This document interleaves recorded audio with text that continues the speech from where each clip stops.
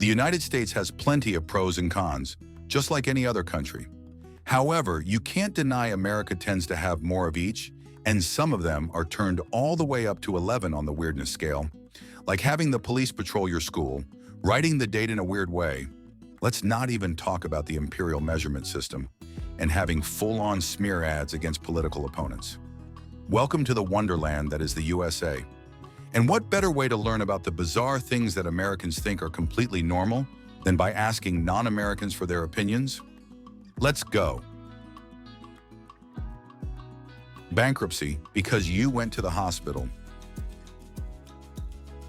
Talking about their freedom as if they're the only country in the world who has it.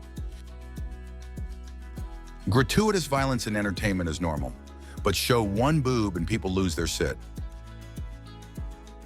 When you are 18 years old, you can be shipped to a foreign country to kill humans, but you are not allowed to drink alcohol. Ambulance rides costing money seems pretty absurd to people from other countries. Paying people less than minimum wage. How is it a minimum if it's legal to pay less than that? Wondering if you're sick enough to call that ambulance, or if you should just risk Ubering it. Medical bankruptcy after you're charged $200,000 for a week-long hospital stay, and now you're homeless. Being mentally ill and getting hospitalized by others for your own safety, but then getting a massive bill for it that you can't pay, which will totally help the suicidality, right? Choosing between food and medicine. Deciding that it's less expensive to just go into palliative care and die instead of fighting a disease like cancer.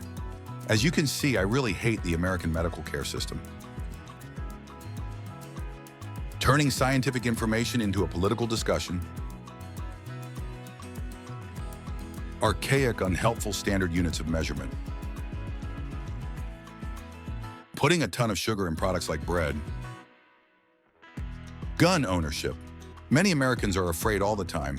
It's a horrible habit and our media, politicians reinforce it. It stems from the fact that our country was founded on genocide and slavery, IMO. White people fear BIPOC revenge that's never going to happen, and gun companies own the right wing of the government. Having only two parties, Republicans and Democrats. I know there are some smaller parties, but the system is stacked against them. Not putting the final price on the tag. I'm not sure whether it's still like this, but a few years ago, one never knew whether the $1 item in McDonald's or Burger King is actually $1 or maybe $1.08. Date order, month/day/year.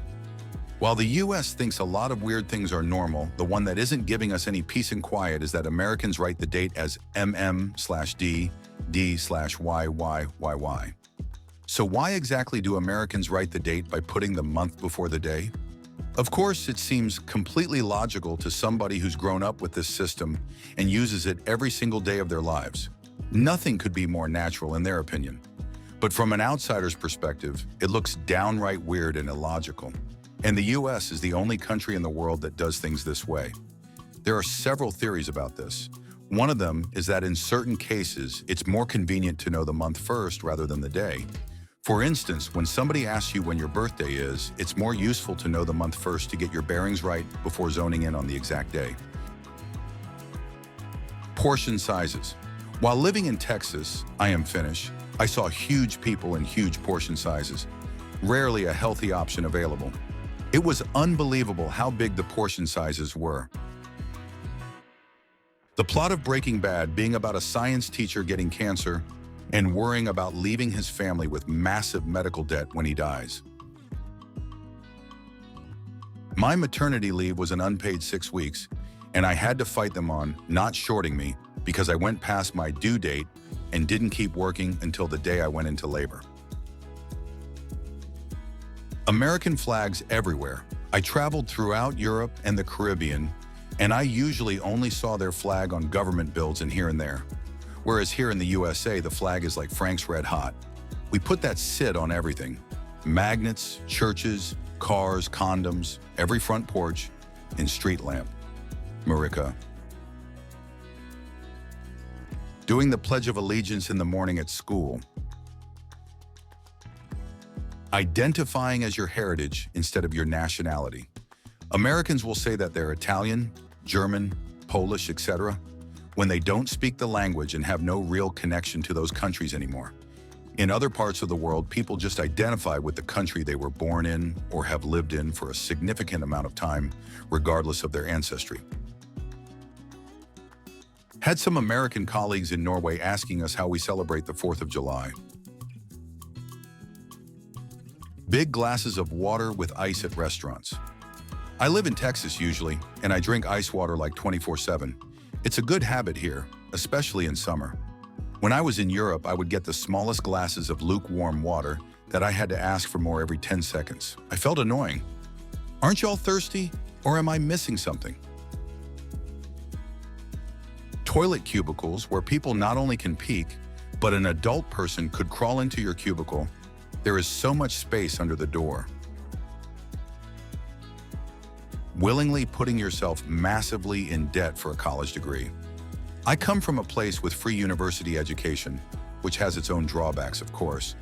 And the fact that you can make such a huge life-altering decision at 17 is considered normal over there. That seems downright bizarre to me. The enabling customer service culture, it's created excessive portions in restaurants, created Karen, gives way to a disposable attitude towards products, and generally gives a sense of entitlement where most people start adding it to their list of rights. When I was there, during the last election, I was shocked at how phrases like, "Well, they have the black vote" or "the Latino vote" came up all the time on the radio. Obviously, it's not racist, but it's just something that would never come up in my country. Like, why would Latino people all vote for the same person? Actively avoiding healthcare visits, checkups, because if there's something wrong and you don't have the money to pay for treatment, then you'd rather just not know. This one is more on the positive side because I think we could learn some from it. Talking and sharing your life with complete strangers. I have met quite a few Americans, so it seems the norm that you share and engage with strangers in public. The bus, train, parks, etc. And then you go on your way. In Denmark, you'd be a freak if you did that. Asking everyone, "What do you do?" when you first meet them. I live outside the US and realize there are some people I've known for years, and I still don't know their job. I think in the US, jobs are a bigger part of a person's identity than in some other places. The one that always shocks me, I've an L1B, so I spent quite a bit of time in the last couple of years living and working in the USA, although back home in UK right now, is the whole "thank you for your service" military thing. The military is treated like some sort of God-level being. It first struck me at SeaWorld when they would make all service personnel stand up. In the UK, the military guys, A, wouldn't do it, and B, would be embarrassed. In most cases, they would be actively told not to do it so they don't get identified. The fear the IRA stoked still runs deep in the processes in the military of the UK. Side effects on medication adverts. Friggin' hilarious to us Brits. With James's hay fever meds, I can get through the day with ease. Side effects may include loss of sight, loss of hearing, loss of sense of smell, coma, headaches, fever, vomiting, diarrhea, loss of consciousness, and death. American corporations have convinced us our work culture is totally normal.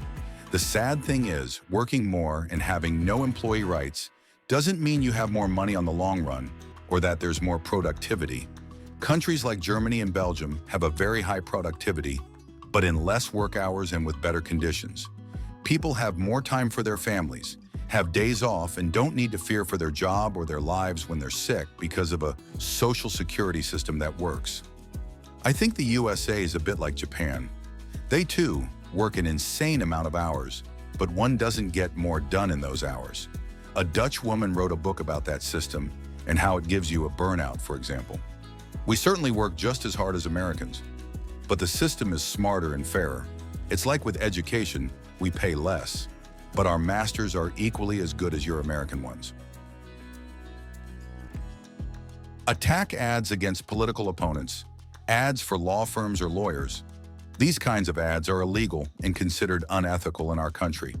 Also expecting a teenager to be out of the house by the time they're 18. I live in Southeast Asia. There's no stigma about living with one's parents. Most of the time, there will be 3 generations living in one house. Not owning kettles and microwaving their water for coffee, tea. Having second mortgages on a house.